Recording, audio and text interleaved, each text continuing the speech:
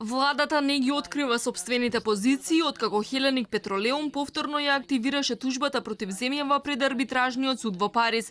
Грчката компанија бара околу 31 милион евра плюс камати. Сумата се побарува затоа што во период од 3 години од 2008 до 2011 не се откупувале 500.000 тони мазут годишно согласно договорот.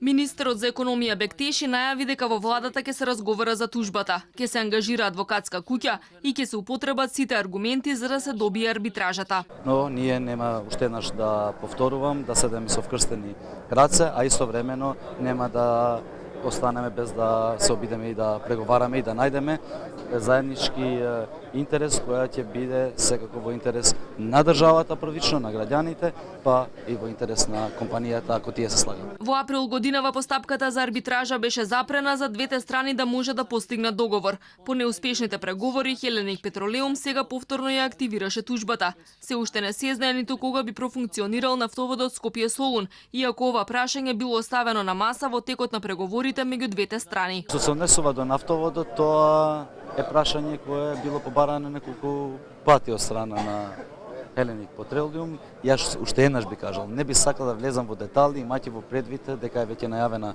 тужба и ние сакаме како држава да ги користиме нашите аргументи во полза на интересот на државата. Ова е втора ваква тужба. Првата државава ја изгуби и веќе и плати на Хеленик Петролеум оштета од 40 милиони евра, иако пресудата беше за оштета од 86 милиони. Обврските од договорот со Хеленик Петролеум официјално истекоа во мај годинава. Инаку ОКТА не произведува од 2011 година. Од тогаш се занимава исклучиво со трговија на нафта и има удел од 80% на пазарот.